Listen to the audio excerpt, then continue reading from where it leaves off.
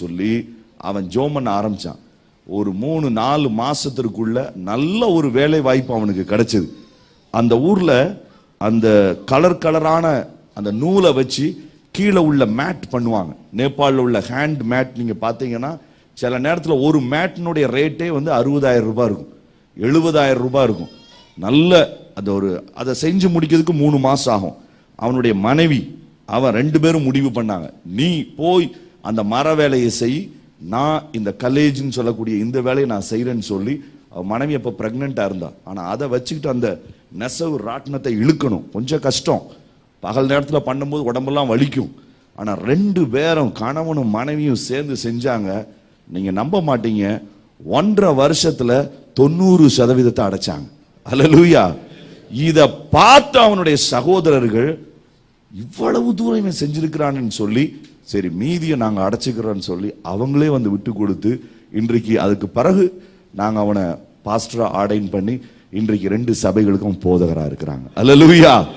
கர்த்தர் நம்முடைய தேவைகளை தாராளமா சந்திப்பார். அதனால சத்துரு கொண்டு வரும்போது நம்ம கவனமா சொல்ல வேண்டிய காரியம், திரளான பொருட்கள் வந்தாலும் நேசம் அதை அசட்டை பண்ணும், அதை கண்டுகொள்ளாது.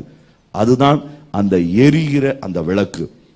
இந்த யோர்தானை தாண்டுவதற்கு ஆண்டவர் யோசுவாவுக்கு 3 முக்கியமான யுக்திகளை ஆண்டவர் கற்றுக் கொடுத்தார். அதை மாத்திரம் நம்ம வேகமா பார்த்து இன்னைக்கு ஜெபித்து நம்ம முடிக்க போறோம்.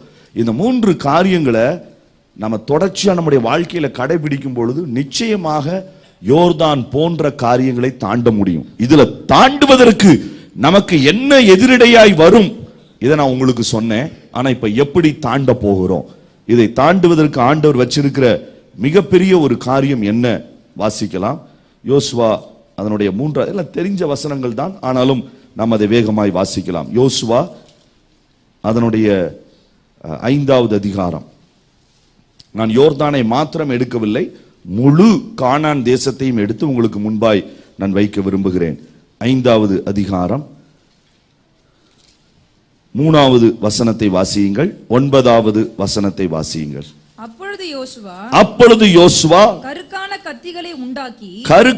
கத்திகளை உண்டாக்கி இஸ்ரவேல் புத்திரரை ஆர்லோத் மேட்டிலே விருத்த சேதனம் பண்ணினான். கர்த்தர் யோசுவாவை நோக்கி இன்றைக்கு எகிப்தின் நிந்தையை உங்கள் மேல் இராதபடிக்கு புரட்டி போட்டேன் என்றார். அதனால் அந்த ஸ்தலம் இந்நாள் வரைக்கும் கில்கால் எனப்படுகிறது.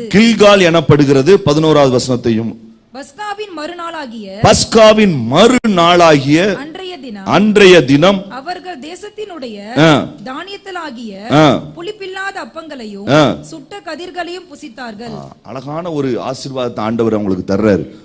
ஒரு புதிய ஆசீர்வாதம். 40 வருஷம் சாப்பிட்ட மன்னா நிக்க போகுது. தேசத்தினுடைய பயிர்களை அவங்க சாப்பிட போறாங்க.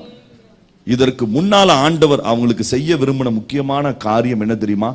அவங்க வாழ்க்கையில இனி நிந்தைகள் இருக்கக்கூடாது என்று ஆண்டவர் விரும்பினார். அல்லேலூயா.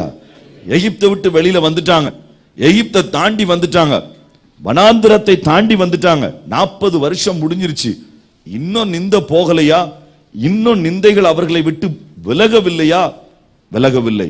ஏனென்றால் எகிப்திலிருந்து வெளியே வந்தவர்கள் எல்லாரும் இறந்து போனார்கள். அவர்கள் எல்லாரும் தேவனோடு உடன்படிக்கை பண்ணியிருந்தார்கள். ஆனால் வழியிலே பிறந்தவர்கள் யாரும் தேவனோடு உடன்படிக்கை பண்ணவில்லை. நான் சொல்லல, வசனம் சொல்லுது. 5வது வசனம் பாருங்க. எகிப்திலிருந்து புறப்பட்ட எல்லா ஜனங்களும் விருத்த சேதனம் பண்ணப்பட்டிருந்தார்கள். அவர்கள் எகிப்திலிருந்து புறப்பட்ட பின்பு வழியில் வனாந்தரத்திலே பிறந்த சகல ஜனங்களும் விருத்த சேதனம் பண்ணப்படாதிருந்தார்கள். அந்த நாட்களில எப்படி நம்ம இன்னைக்கு ஞானஸ்தானம் எடுக்கிறோமோ அதே போல அந்த நாட்கள்ல ஆண்டவரோடு உள்ள உடன்படிக்கை எது? விருத்த சேதனம். இந்த விருத்த சேதனம் என்கிற இந்த உடன்படிக்கைய ஆண்டவர் எந்த வயதுல செய்ய சொன்னாரு? பிறந்து 8வது நாள்ல. நீங்க மெடிக்கல் படி பாத்தீங்கன்னா பிறந்து 8வது நாள்ல ஏன் ஜூயிஷ் பீப்புள் அந்த சர்க்கம்சிஷன்றத பண்றாங்கன்னா, அதை பண்றவங்களுக்கு அந்த கேன்சர் வருவதற்கான ஆப்பர்ச்சுனிட்டி 100% ஜெனிட்டல் கேன்சர்ல இருந்து அவங்களுக்கு ஃப்ரீடம் கிடைக்குது. கர்த்தர் அப்படிதான் அதை வச்சிருக்கிறார். 7வது நாள் நீங்க பண்ணீங்கனாலும் பிரயோஜனம் இருக்காது, 10வது நாள் பண்ணீங்கனாலும் பிரயோஜனம் இருக்காது. கரெக்டா 8th டேல அந்த டிரான்சிஷன் பீரியட் ஆண்டவர் வச்சிருக்கிறாரு. the shift of antibodies anti oxidants. அதனால தான் அந்த டைம்ல ஆண்டவர் பண்ண சொல்றாரு. ஆனா இந்த வனாந்திரத்துல வந்தவங்க என்ன யோசிச்சாங்க? பண்ண கூடாதுன்னு அவங்க எதிர்த்து நிக்கல, பண்ண மாட்டோம்னு ஒரு நாள் மோசையை எதிர்த்து சொல்லல. என்ன யோசிச்சாங்க? எதுக்கு இந்த சூட்ல போய் இப்ப பண்ணிக்கிட்டு, நம்ம எங்க தான் போறோம்? எப்படினாலும் கானானுக்குள்ள தானே போறோம். அங்க போய் ஆண்டவரோட கூட அமைதியா உட்கார்ந்து உடன்படிக்கை பண்ணி கொள்ளலாமே என்கிற ஒரு எண்ணத்துல தான் அவங்க விட்டுட்டாங்க. மோசையும் அதை பிரஸ் பண்ணல, ஏன் நம்ம இந்த நேரத்தில் செய்யணும்னு சொல்லி. ஆனா யோசுவா அடுத்த யுத்தத்திற்கு போவதற்கு முன்பு முதல் ஸ்டெப்பா அவன் செஞ்ச காரியம், இரத்தத்தின் உடன்படிக்கையிலே கிறிஸ்துவோடு இணைக்கப்பட வேண்டும். அல்லேலூயா. இன்னைக்கு நாம சர்க்கம்சிஷன் பண்ண தேவையில்லை. ஆனா நாம என்ன செய்யணும்? இயேசுவின் இரத்தத்துல கழுவப்பட்ட, மாசில்லாத இரத்தத்துல கழுவப்பட்ட, மாசில்லாத இரத்தத்தின் மூலமாய் அவருடைய பிள்ளை என்கிற அந்த உடன்படிக்கை, நல் மனசாட்சியின் உடன்படிக்கை, பாவ மன்னிப்பு, ரட்சிப்பு, ஞானஸ்தானம், இந்த மூணையும் சேர்த்ததுதான் அந்த உடன்படிக்கை. இந்த 3 காரியத்தையும் எல்லா பிள்ளைகளுக்கும் அவங்க செஞ்சாங்க. அல்லேலூயா. அப்ப நாம ஒரு எல்லையை கடக்கணும்னா முதல்ல எதை நம்ம ஆயத்தப்படுத்தணும்? நம்முடைய குடும்பத்தை ஆயத்தப்படுத்தணும். அல்லேலூயா. நீங்க குடும்பத்தை ப்ரிப்பேர் பண்ணி பாருங்க, பிள்ளைகளை ப்ரிப்பேர் பண்ணி பாருங்க, உங்களை ப்ரிப்பேர் பண்ணி பாருங்க. நாங்க ரட்சிக்கப்பட்டிருக்கணும், நாங்க ஞானஸ்தானம் எடுத்திருக்கணும், நாங்க ஆண்டவரோடு கூட தனிப்பட்ட உடன்படிக்கையில நிக்கணும். இதை மாத்திரம் செஞ்சா போதும், நம்முடைய நிந்தைகள் பூரணமாய் புரட்டி போடப்படும். கில்காலின் அனுபவத்தை அன்றைய தினமே வேதம் ரொம்ப அழகா சொல்லுது பாருங்க. எந்த நாள்ல நடந்ததுன்னு மட்டும் சொல்லி இருந்திருக்கலாம். ஆனா எக்ஸாக்டா the very next at same day, மறுநாளிலே, பாஸ்காவினுடைய மறுநாளிலே அவங்க புசிக்கக்கூடிய ஒரு காரியம், தேசத்திலே புசித்த மறுநாளிலே, ஒவ்வொரு நாளிலே நடந்தது அழகா சொல்லுது. 3 நாள்ல கான்சிக்யூட்டிவா என்ன நடந்தது.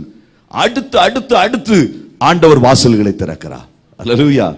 சில நேரங்களில் நம்ம ஆண்டவரோடு பண்ணக்கூடிய இந்த உடன்படிக்கையில சரி அப்புறம் பண்ணிக்கலாம், நீங்க வேண்டான்னு நினைக்கிறது இல்ல, முடியாதுன்னு சொல்றது இல்ல, அப்புறம் பார்த்துக்கலாம், அப்புறம் பார்த்துக்கலாம், கொஞ்ச நாளைக்கு அப்புறம். இப்பதானே வயசு 25 ஆகுது, இன்னொரு 28 ஆகட்டும், 30 ஆகட்டும், பிள்ளைகளுக்கு ஒரு பெரிய காரியங்கள் நடக்கட்டும். அப்படி அல்ல.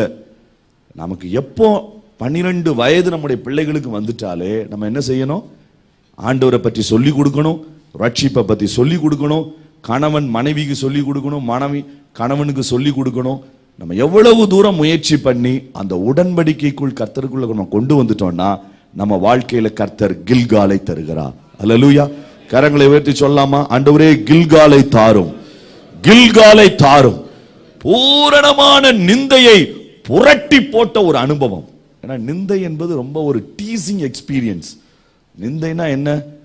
நீங்க தலை குனிஞ்சு நிக்கணும், எல்லாரும் உங்களை டீஸ் பண்ணுவாங்க, சுத்தி இருக்கிறவங்க உங்களை டீஸ் பண்ணுவாங்க, நமக்கே கூச்சமா இருக்கும். அதுக்கு பேர் தான் என்னது? நிந்தை. நிந்தையான சொல், காயப்படுத்துற மாதிரி அவங்க பேசுவாங்க. நம்ம சூழ்நிலை நம்மளால ஏற்றுக்கொள்ள முடியாது. அதுல தான் நிறைய பேர் சூசைட் அட்டெம்ப்ட்லாம் பண்ணுவாங்க. they go to the deeper part of depression. அதுல இதுக்கப்புறம் வாழ்ந்து பிரயோஜனம் இல்லை, the total unworthiness அப்படின்ற இடத்துக்கு அவங்க போயிடுவாங்க. ஆனா ஆண்டவர் சொல்றாரு, அப்படி இருக்கக்கூடிய எத்தனை பெரிய நிந்தையா இருந்தாலும் அது அப்படியே நான் புரட்டி போடுகிறேன். அல்லேலூயா. இத ஆண்டவர் யோசுவாவுக்கு அற்புதமா செஞ்சார். 2வது, யோசுவாவுக்கு கர்த்தர் கற்றுக் கொடுத்த 2வது முக்கியமான ஒரு காரியம் என்ன நீங்க பாருங்க. அடுத்த 5வது அதிகாரம் முடியும் போது அவங்க போய் எரிகோவை ஜெயிக்கணும். இப்போ உடன்படிக்கை பண்ணியாச்சு, விருத்த சேதனம் பண்ணியாச்சு, சர்க்கம்சிஷன்லாம் பண்ணியாச்சு, எல்லாம் ஹீல் ஆயிடுச்சு. அடுத்த ஸ்டெப் முன்னேறி செல்வதற்கு ஆண்டவர் ஒரு புதிய யுக்தியை யோசுவாவுக்கு கற்றுக் கொடுக்கிறார். யோசுவா 13வது வசனத்தை வாசிங்க. அவன் என்ன செய்யறான்னு? பின்னும் யோசுவா எரிகோவின் வெளியிலிருந்து தன் கண்களை ஏறெடுத்து பார்க்கும்போது இதோ ஒருவர் அவனுக்கு எதிரே நின்றார். உருவின பட்டயம் அவர் கையில் இருந்தது. யோசுவா அவரிடத்தில் போய், நீர் எங்களை சேர்ந்தவரோ எங்கள் சத்துருக்களை சேர்ந்தவரோ என்று கேட்டான். இங்க யோசுவா அவன் கண்ணுக்கு முன்னால எரிகோ தெரிகிற மாதிரி இடத்துல போய் வாருக்கு ஆயத்தப்படுத்திக்கிட்டு இருக்கிறான். ஏன்னா அடுத்து எரிகோவை ஜெயிக்கணும். அப்ப எரிகோவை ஜெயிக்கணும்னா இவன் மனதுல பிக்ஸ் ஆயிடுச்சு. இவன் ஏற்கனவே ஒரு சேனாதிபதி, இவன் ஒரு யுத்த வீரன், இவன் ஒரு ராணுவ கமாண்டர். அதனால அந்த எரிகோவை ஸ்டடி பண்ணி இந்த எரிகோவில் ஏற்கனவே 2 பேரை அனுப்பி வேவ் எல்லாம் பார்த்துட்டு வந்துட்டான். ராகாப்புடைய வீடு எங்க இருக்கு, எப்படி போகணும், எது என்ட்ரி பாயிண்ட், எல்லாம் ஸ்ட்ராட்டஜிக்கா ரெடி. அதனால கையில இவனும் வாழை வச்சுக்கிட்டு அந்த பகுதியில் போய் சுத்தி இப்படி பார்த்துக்கிட்டு இருக்கிறான். திடீர்னு ஒருத்தர், ஒரு பெரிய கர்த்தருடைய தூதனானவர் அவனுக்கு தரிசனம் மாறாரு. பார்த்தா அவர்கிட்டையும் ஒரு வாள் இருக்குது. என்ன இருக்குது? அவர்கிட்டையும் ஒரு வாள் இருக்குது. அப்ப இவன் யோசிக்கிறான், நேர போய் அவர்கிட்ட கேட்கிறான், எங்களை சேர்ந்தவரோ இல்லை நீர் எங்களை எதிரிகளை சேர்ந்தவரோ. அப்ப இவனுக்கு தெரிஞ்சிருது இவர் ஆண்டவருடைய தூதன். ஆனா ஆண்டவர் ஏன் அந்த இடத்துல வந்தார் தெரியுமா? அவர் ஒரு ஸ்ட்ராட்டஜியை எரிகோவுக்கு கற்றுக் கொடுத்தார். என்ன ஸ்ட்ராட்டஜி கற்றுக் கொடுத்தாரு? எரிகோ எப்படி விழுந்தது? சின்ன பிள்ளைங்க சொல்லுங்க பாப்போம். எரிகோ எப்படி விழுந்தது? ஜெரிகோ வால். ஜெரிகோ வாளை சுத்தி எத்தனை நாள் சுத்தினாங்க? 7 நாள் சுத்தினாங்க. 6 நாள் ஒரு முறை சுத்தினாங்க. 7வது நாள் இப்ப மொத்தம் எத்தனை முறை? இப்ப நமக்கு உடனே மொபைல் எடுத்து பாக்குறாங்க. 6 நாள், 6 பிளஸ் 7வது நாள், 6 பிளஸ் 7 எவ்வளவு? 13. என்ன சிம்பிள் கால்குலேஷன் தான். நமக்கு மொபைல் பழகி இனி வர்ற நாட்கள் நமக்கு கஷ்டம்தான். சரி, இப்போ அந்த 13 முறை சுத்தி வந்தா எரிகோ விழுந்துரும். இதுதான் ஆண்டவர் கர்த்தர் அனுப்பின தூதன் கையில ஒரு வாளோட நிக்கிறான். இதுக்கு என்ன அடையாளம்? நான் யோசிக்கிறேன், யோசுவாவே நீ கையில ஒரு வாள் வச்சிருக்கிற, இது யுத்தத்தினுடைய யுக்தியை பயன்படுத்தி முன்னால போய் எரிகோவினுடைய ஜனங்களை அழித்து நீ ஜெயிக்கிற ஒரு யுக்தி. ஆனா நான் ஒரு வாள் கொண்டு வந்திருக்கிறேன். இது நீ யுத்தத்துக்கு போக தேவையில்லை, அமைதியா என்ன வரணும்? சுத்தி வரணும். இது ரெண்டுல எது ஈஸி நினைக்கிறீங்க? சுத்தி வர்றது ஈஸி நினைக்கிறீங்களா? அதுதான் ரொம்ப டஃப். ஏன் தெரியுமா? இப்ப யோசித்து பாரு. நான் உங்களுக்கு உதாரணம் சொல்றேன், நீங்க புரிஞ்சுக்கிடுவீங்க. நான் ஒரு டாக்டர், அறுவை சிகிச்சை செய்யக்கூடிய ஒரு டாக்டர். என்கிட்ட நீங்க அப்பெண்டிக்ஸ் ஆபரேஷன் பண்ண வர்றீங்க. நான் உங்களை டேபிள்ல படுக்க வச்சுட்டேன், அனஸ்தீசியாலாம் கொடுத்தாச்சு. நான் சொல்றேன், பிரதர் நீங்க விசுவாசியா இருக்கிறபடினாலே நான் உங்களுடைய டேபிளை 6 நாட்கள் சுத்தி வருவேன், 7வது நாளிலே 6 முறை சுத்தி வருவேன். அது அப்பெண்டிக்ஸ் தானாக ஆபரேஷன் நடக்கும். நீங்க என்ன சொல்வீங்க? டாக்டர் நான் வேற யாரையாவது பார்த்துடுறேன், ஆளை விட்டுருங்க, உங்களையும் சேர்த்து வேணா நான் கூட்டிட்டு போவேன். சொல்லுவாங்களா சொல்ல மாட்டாங்களா? நான் சொல்றது புரியுதா உங்களுக்கு? பொதுவாக இந்த ஸ்ட்ராட்டஜி நமக்கு பார்க்கிறதுக்கு ஈஸியா இருக்கும். ஆனா யோசுவா யாரு? சேனாதிபதி. யோசுவா யாரு? மோசே சொன்ன ஒரே வார்த்தைக்காக எகிப்திலிருந்து வெளியே வந்தவங்களை நைட்டா ரெடி பண்ணி அமலேக்கியரோடு கூட சண்டை போட வைப்பதற்கு தைரியமாய் போனவன். அவன் கல்லெடுத்து எறிகிற ஆளு. தோத்துட்டானா அங்க யோசுவாவை இவனே கல்லெடுத்து கொண்டுருவான். எதிரியெல்லாம் கொள்ள வேண்டிய அவசியமே இல்லை, கூடயே ரெடியா இருக்கிறான். அப்படிப்பட்ட ஆட்கள், அவர்களை வைத்து யுத்தத்தை நடத்தினவன், பயங்கர யுத்த வீரன். அவன்கிட்ட ஆண்டவர் சொல்றாரு, நீ கையில வச்சிருக்கிற வாள் இனி வேண்டாம், நான் தர்ற வாளை நீ வாங்கு. இந்த வாள் ரத்தம் சிந்துதலுக்கெல்லாம் உன்னை கொண்டு போகாது. நீ 6 நாள் எப்படி சுத்தணும்? அமைதியா சுத்தணும். அதனாலதான் கஷ்டம்னு நான் சொன்னேன். 6 நாள் பேசிக்கிட்டே சுத்துறதுனா பிரச்சனையே இல்லை. இப்ப மட்டும் இப்ப உள்ள காலத்துல கர்த்தர் இதை சொன்னார்னா எப்படி இருக்கும் பாருங்க. நீ 6 நாட்கள் மொபைலை எடுக்காமல் சுத்த வேண்டும் அப்படின்னு சொன்னாலே போதும். 6 நாள்ல எரிகோ விழுதோ இல்லையோ நம்ம விழுந்துருவோம். நிறைய பேருக்கு மொபைலை தொடல். ஏன்னா இந்தியாவில் ஒவ்வொரு வாலிபர்களும் அல்லது 40 வயதுக்கு உட்பட்டவர்களும் ஒரு நாளைக்கு குறைந்தது 280 முறை அந்த டச் ஸ்கிரீனை அவங்க டச் பண்றாங்களாம். அங்கேயே அவ்வளோனா மற்ற இடங்கள்ல எவ்வளோ இருக்குன்னு நீங்க யோசித்து பாருங்க. இது ஒவ்வொரு நாளும் கூடிக்கிட்டே போகுது. அப்போ ஒரு யூத் கேம்ப்ல நான் இதை சொன்னேன். அப்போ ஒரு தங்கச்சி சொன்ன, அண்ணன் அப்படிலாம் கிடையாதுண்ணே, நாங்கள் தான் ஆஃப் பண்ணுறதே இல்லையே, அப்புறம் அது எதுக்கு நம்ம டச், அது எப்போதும் ஆனில் தான் போய்கிட்டே இருக்குதுன்னு. ஒரு நாளைக்கு சராசரியா ஸ்டூடெண்ட் ஸ்பெண்ட் பண்ணக்கூடிய டைம் மொபைல்ல 4.5 hours, 4.5 மணி நேரம். பைபிள்ல ஸ்பெண்ட் பண்ற டைம் 4.5 நிமிஷம் கூட வராது நமக்கு. ஆனா நம்ம அப்படி பழகிட்டோம். இப்ப நீங்க யோசித்து பாருங்க, 6 நாள் மொபைல் இல்லாம சுத்தணும், யார்கிட்டையும் பேசவும் கூடாது. 7வது நாள் 6 தடவை சுத்தணும். இயேசுவே, இது ரொம்ப கஷ்டம், நம்மளால முடியாது. அப்ப அந்த ஜனங்கள் அமைதியா வேற இருக்கிறாங்க. இன்னொன்னு, எதிரியினுடைய தேசத்தினுடைய கோட்டை நீங்க சுத்தி சுத்தி வந்தீங்கன்னா அவன் மேல இருந்து கைதட்டவா செய்வாங்க? என்ன செய்வாங்க? அங்க எல்லாரும் மேல நின்று பார்த்துக்கிட்டு இருக்கிறாங்க கோட்டையை சுத்தி. கோட்டையில எல்லாரும் ரெடியா நின்றுட்டு இருப்பாங்க. நீங்க அமைதியா அப்படி சுத்திக்கிட்டே வர்றீங்க. ஒரு நாள் பார்ப்பாங்க, 2வது நாள் சரி எல்லாத்துக்கும் மொத்தமா பைத்தியம் பிடிச்சிருச்சு போலன்னு சொல்லி ஏதாவது அவங்க செய்ய ட்ரை பண்ணுவாங்க. நீங்க நார்மலா யோசித்து பார்த்தீங்கன்னா, ரேஷனல் திங்க் பண்ணீங்கன்னா, இதுல சொல்லப்பட்ட ஸ்ட்ராட்டஜிய ஏற்றுக்கொள்ள முடியாத, ராணுவத்தின்படி இதை ஏற்றுக்கொள்ள முடியாது. ஆனா வேதம் அழகா சொல்லுது பாருங்க, 1வது வசனம். ஏன் கர்த்தர் எப்படி சொல்றாருன்னு பாருங்க. 1-2வது வசனம், 6வது அதிகாரம் 1-2 மட்டும் வாசிங்க வேகமா. எரிகோ இஸ்ரவேல் புத்திரருக்கு முன்பாக அடைக்கப்பட்டிருந்தது. அது முழுவதும் அடைக்கப்பட்டிருந்தது. ஒருவரும் வெளியே போகவும் இல்லை, ஒருவரும் உள்ளே வரவும் இல்லை. கர்த்தர் யோசுவாவை நோக்கி, இதோ எரிகோவையும் அதன் ராஜாவையும் யுத்த வீரனையும் உன் கையில் ஒப்பு கொடுத்தேன். போதும். ஆண்டவர் ஒரு பெரிய வாக்குத்தத்தத்தை கொடுத்துட்டு கடைசி நாள்ல அவரை துதிக்க சொல்றாரு, அவர் மேல விசுவாசமா இருக்க சொல்றார். அவ்வளவுதான். அல்லேலூயா. ஃபெய்த் அண்ட் பிரைஸ், இந்த ரெண்டையும் 6 நாள் விசுவாசம், 7வது நாள் துதி. இதுதான் ஒரு ரியல் ஸ்ட்ராட்டஜி, அடைக்கப்பட்ட இடங்கள் திறப்பதற்கு. ஆண்டவர் சொல்றாரு, எரிகோ ஃபுல்லா அடைச்சிருக்கு, நீ உள்ள போக முடியாது. ஆனா 6 நாள் கர்த்தர் மேல உள்ள விசுவாசத்துல அமைதியா சுத்திட்டு இருக்கிறாங்க. ஒரு காரியமும் அவங்க செய்யல. திரும்ப திரும்ப மத்திய பிரதேசில் சத்னான்னு ஒரு இடம் இருக்குது. அந்த இடத்துல கிட்டத்தட்ட ஒரு 15-20 வருஷத்திற்கு மேல ஊழியத்துக்கு ட்ரை பண்ணியிருப்போம். ஆனா வாய்ப்பே கிடைக்கல. ஆனா ஒரு முறை ஆண்டவர் அதுல போய் இருக்க சொன்னார். ஒரு மிஷனரி ஃபேமிலி இருந்தாங்க. எத்தனை வருஷம் தெரியுமா? 10 வருஷம் அதுல இருந்தாங்க. எத்தனை விசுவாசி கிடைச்சாங்க? ஒரு விசுவாசி கூட கிடைக்கல.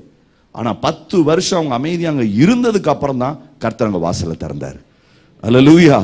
10 வருஷம் ஒரு விசுவாசியும் இல்லாம ஒரு இடத்துல ஒரு ஊழியம் செய்யறது சாதாரண விஷயம் கிடையாது. ஆனா என்ன நம்பிக்கை? என் தேவன் எரிகோவை என் கையிலே தருவேன் என்று சொல்லி இருக்கிறார்.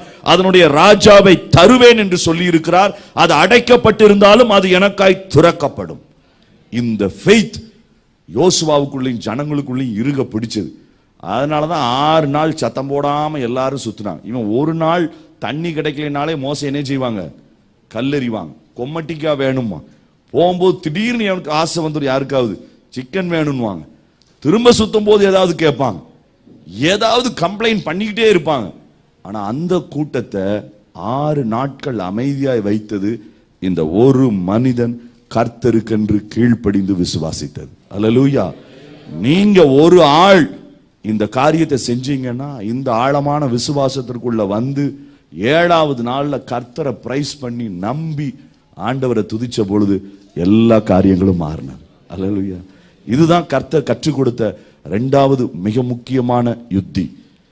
3வது சொல்லி நான் முடிச்சிடுறேன். ஆண்டவர் யோசுவாவுக்கு அவனுடைய இருதயத்துல செஞ்சதை கடைசி நாள்ல அவன் சொல்றான் பாருங்க. யோசுவா 23வது அதிகாரம்.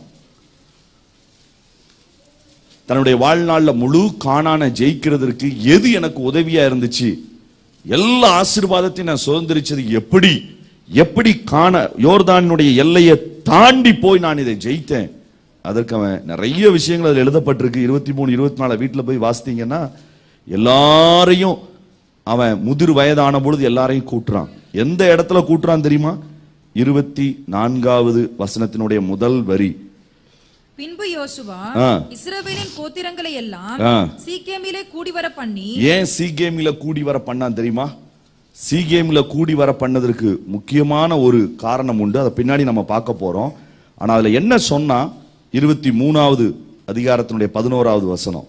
ஆகையால் உங்கள் தேவனாகிய கர்த்தரில் அன்பு கூறும்படி உங்கள் ஆத்துமாக்களை குறித்து மிகவும் எச்சரிக்கையாயிருங்கள். அவன் கற்றுக் கொடுத்த ஒரே ஒரு காரியம் தான் யோசுவா. இஸ்ரவேல் ஜனங்களுக்கு அவன் சொல்லி கொடுத்த காரியம், உங்கள் ஆண்டவரை உங்கள் ஆத்துமாவில் இருந்து அன்பு கூறுவதற்கு மாத்திரம் நீங்கள் எச்சரிக்கையாயிருங்கள். அல்லேலூயா. ஆண்டவர் மேல நீ வைக்கிற நேசம் ஆண்டவர் மேல நீங்க வைக்கிற பாசம் சரீர பிரகாரமானதாய் அல்ல, எமோஷனல் உணர்ச்சி வசமானது மாத்திரம் அல்ல, அது ஆவியிலும் ஆத்துமாவிலும் இருந்து வரக்கூடியதா இருந்தால் மாத்திரம் போதும். புதிய ஏற்பாட்டிலே சொல்ல வேண்டிய கட்டளையை பழைய ஏற்பாட்டில் அவன் அழகா செஞ்சு காமிக்கிறான். எல்லா விஷயங்களையும் சாதித்தவன். மிலிட்டரி ஸ்ட்ராட்டஜி அவன் சொல்லி கொடுக்கல இஸ்ரவேல் ஜனங்களுக்கு. நீ ஒன்றை மாத்திரம் குறித்து கவனமா இருங்க, இந்த ஆண்டவருடைய அன்புல அப்படியே வளர்ந்துகிட்டே இருங்க, உங்களுக்கு தேவையான கானான் கிடைத்து கொண்டே இருக்கும். அல்லேலூயா. எப்படி பிரதர் அது நடக்கும்? இங்க கை வச்சுக்கோங்க. 1 கொரிந்தியர் 2வது அதிகாரம் பாருங்க. அன்பு கூர்ந்தா எல்லாம் நடந்துருமா? அது எப்படி நடக்கும்? ஏன் யோசுவா அதை சொன்னாரு? யோசுவா வேற காரியங்களை சொல்லி கொடுத்திருக்கலாமே. 1 கொரிந்தியர் 2வது அதிகாரம் 9வது வசனம் பாருங்க. எழுதியிருக்கிறபடி தேவன் தம்மில் அன்பு கூறுகிறவர்களுக்கு ஆயத்தம் பண்ணினவைகளை கண் காணவும் இல்லை, காது கேட்கவும் இல்லை, அவைகள் மனுஷருடைய இருதயத்தில் தோன்றவும் இல்லை. அவ்வளவு பெரிய காரியங்களை ஆண்டவர் வச்சிருக்கிறார். அல்லேலூயா. யாருக்கு? தம்மில் அன்பு கூறுகிறவர்களுக்கு. அதனாலதான் யோசுவா சொன்னான், மத்தது எது உங்களுக்கு பிடிக்க முடியுதோ பிடிக்க முடியலையோ, பெரிய சத்தியங்கள் பிடிக்க முடியுது பிடிக்க முடியல, ஆனால் தேவனை முழு மனதோடு உங்கள் ஆத்துமாவிலிருந்து நீங்க நேசிச்சிருங்க, அவர் உங்களுக்காய் பெரிய காரியங்களை செய்வார். அல்லேலூயா. அவர் அன்பின் ராஜா, அன்பை எதிர்பார்த்து காத்திருக்கிற ஒரு நல்ல ஆண்டவர். இதை ஏன் சீகேம்ல செஞ்சான்னா, யோசுவா 24வது அதிகாரம் 32வது வசனத்தை வாசனமா முடிக்க போறோம்.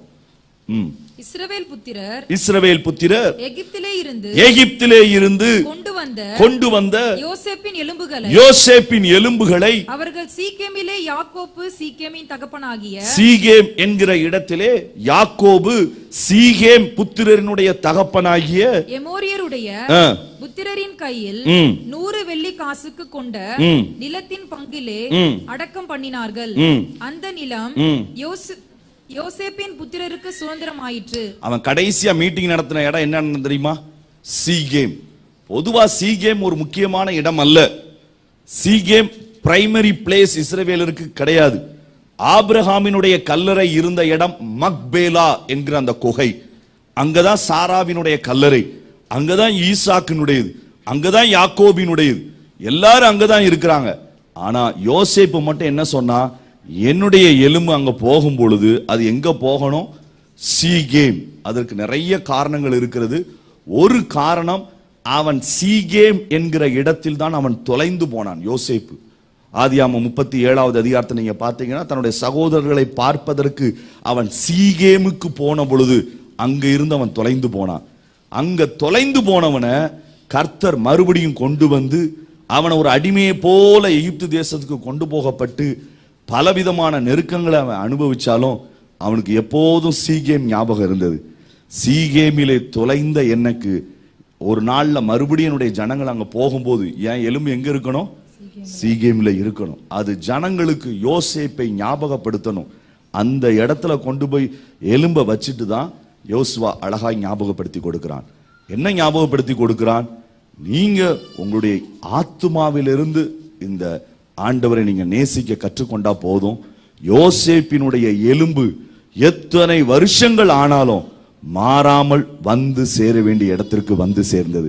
இதே போல கர்த்தர் உங்க வாழ்க்கையிலையும் சந்ததியிலையும் செய்ய முடியும் என்பதை கர்த்தர் பூரணமாய் நிரூபித்து காமிச்சார். அல்லேலூயா. அதுதான் பெரிய காரியம், பெரிய ஆச்சரியமான காரியம். இப்போ நம்முடைய சபையிலிருந்து நேபாள நம்ம ஒரு சர்ச் கட்டிட்டு இருக்கிறோம், ஹெப்ரோன் ஐபிஎஸ்சி சர்ச் மூலமா. அந்த இடம் கல்லையான்னு சொல்லப்படக்கூடிய இடம். நீங்க தொடர்ச்சியா ஜெபிச்சிருக்கிறீங்க. இந்த இடத்துல 60 வருஷத்திற்கு முன்னாடி இந்த இடத்திற்காய் ஜெபிக்க ஆரம்பித்தாங்க ஜனங்கள். நிறைய பேர் போராடினாங்க, நிறைய மிஷன்ஸ் முயற்சி பண்ணாங்க, நிறைய காரியங்கள் இதுல அவங்க செய்வதற்கு ட்ரை பண்ணாங்க. டங்கன் என்று சொல்லப்படக்கூடிய ஒரு டாக்டர், அவர் ஸ்காட்லாந்து பகுதியை சேர்ந்தவர், அயர்லாந்து ஸ்காட்லாந்து பகுதியை சேர்ந்தவர். அந்த இடத்துக்கு வந்து அந்த ராஜாவின் இடத்திலே கேட்டார். அதற்கு முன்னால நான் உள்ள வந்து ஒரு ஹாஸ்பிட்டல் மட்டும் கட்டிக்கிறேன், ஆனா அந்த ராஜா உடல, நீ உள்ள வந்தேன்னா கண்டிப்பா மதம் மாற்றிடுவ, உன்னை உள்ள அலோவ் பண்ண முடியாது. இந்த டங்கன் எவ்வளவோ ட்ரை பண்ணார், ஒண்ணுமே முடியல. தன்னுடைய மிஷனரி ஸ்தாபனமான ரீஜன் பியாண்ட் மிஷனரி சொசைட்டின்னு ஒன்று யூகேல இருக்குது. அந்த மிஷனரி ஸ்தாபனத்தை சொல்லி அங்க ஒரு பிரிண்டிங் பிரஸ்ஸை போட்டு அதுல ட்ராக்ஸை பிரிண்ட் பண்ணி அதை கையில எடுத்துட்டு வந்து ஒரு பெரிய பண்டில்ல அதை வேகமா நேபாளினுடைய எல்லையில வீசிட்டு போயிடுவாராம். அங்கங்க செதறி கிடக்கிற ட்ராக்ஸை யாராவது எடுத்து படிக்கட்டும், அப்படியாவது ஆண்டவரை தெரிந்து கொள்ளட்டும் சொல்லி அந்த மனிதன் தூக்கி எறிந்த ட்ராக்ஸ் அதை அங்கங்கே கிடந்ததை படித்து சொல்லி கொடுக்க யாரும் இல்லை. ஆனால் படித்த பொழுது பரிசுத்த ஆவியானவரை அவர்களுக்கு சொல்லி கொடுத்து அங்க சில பேரை கர்த்தர் எழுப்பியிருந்தார். ஆனால் இது வரைக்கும் 70 ஆண்டுகளிலே அந்த கல்லையான்ற ஒரே ஒரு இடம்தான், 77 மாவட்டங்கள்ல ஒரே ஒரு மாவட்டத்தினுடைய தலைநகர், அங்கு சபை கட்டிடங்களே கிடையாது. ஏன்னா அங்க பெரிய ஒரு கோயில் இருக்கிறது, நேபாளினுடைய மிகப்பெரிய கோயில். ஒரு வருஷத்திற்கு ஒரு 5 வருஷத்திற்கு ஒரு முறை அங்க பூஜை நடக்கும். அந்த பூஜையில 5 லட்சம் மிருகங்களை கொலை செய்வாங்க, பலியிடுவாங்க. அதுல 1 லட்சம் எரும மாடை வெட்டுவாங்க. அந்த எரும மாட்டு குட்டிகளை அது நிக்க வச்சு ஒரே வெட்டில வெட்டுவாங்க. அந்த முழு இடமும் நீங்க பார்த்தீங்கன்னா ரத்தமா இருக்கும். இதை தாண்டி ஆடு, கோழி, எலி, புறா என்று சொல்லி 5 விதமான காரியங்களை செய்வாங்க. இதை பார்க்கறதுக்கு உலகம் முழுவதிலிருந்து வருவாங்க. எதிர்ப்பாளர்களும் நின்று நிறைய கோஷம் போடுவாங்க. ஆனா அந்த தெய்வம் தான் நேபாளை பாதுகாக்கிறது என்று சொல்லி 5 வருஷத்திற்கு ஒரு முறை அதை செய்வாங்க. அதனால அந்த ஏரியால சர்ச் நடத்துவதற்கே பயந்திருந்த நேரம். நாமளும் ஒரு நிறைய முயற்சிகளை செஞ்சு நம்ம காரியங்களை முயற்சி பண்ணி பார்த்தோம். ஆனா கர்த்தர் நல்லவர். 70 வருஷத்தினுடைய கண்ணீருக்கு பிறகு இன்றைக்கு அந்த இடத்துல ஆலயத்தை கட்டுவதற்கு எல்லா ஃபவுண்டேஷனையும் போட்டு கட்டும் பணி தொடங்கி இருக்கிறது. அல்லேலூயா. அதான் நான் பாஸ்டர்ட்ட சொன்னேன், 70 வருஷ சரித்திரத்தில் இல்லாத ஒரு காரியத்தை நம்முடைய சபையோடு கூட சேர்ந்து நின்று அங்கு செய்வதற்கு கர்த்தர் பலன் தந்திருக்கிறார். பஹ்ரைன் டீம் இதற்காக எடுத்த பிரயாசங்கள், நீங்கள் ஜெபித்த கண்ணீர், அது ஒரு நாளும் வீண் போகல. ஏன் சீகேமில யோசுவா எல்லாரையும் கூட்டினான் தெரியுமா? 450 வருஷத்திற்கு முன்னால, பல 100 வருஷங்களுக்கு முன்னால மரித்து போன, கிட்டத்தட்ட 500-550 வருஷங்களுக்கு முன்னால மரித்து போன யோசேப்புக்கு அவன் சொன்ன தரிசனம் நிறைவேறினது. அதனாலதான் அந்த இடத்துல கூட்டி வச்சு யோசேப்பினுடைய எலும்புகளின் மேல நின்று கொண்டு இவன் அந்த காரியங்களை பேசினான். அந்த ஆண்டவர் நம்முடைய ஆண்டவர். எத்தனை நாட்கள் ஆனாலும், எத்தனை தாமதங்கள் வந்தாலும், எத்தனை தடைகள் வந்தாலும் ஒன்றும் நம்மை மாற்ற முடியாது. ஆத்துமாவில் இருந்து அன்பு கூர்ந்தால் மாத்திரம் போதும். அவர் நமக்காய் ஆயத்தம் பண்ணி வைத்த எதையும் நாம் இழப்பதில்லை. அவர் நமக்காய் ஆயத்தம் பண்ணி வைத்த எதையும் நாம் விட்டுவிடுவதில்லை. இந்த உலகத்திலும் நாம் வாழ்ந்து ஜொலிக்க முடியும், விண்ணுலகத்திலும் ஆண்டவரோடு கூட நாம் இருப்போம். நம்ம எல்லாரும் எழுந்து நிற்கலாமா?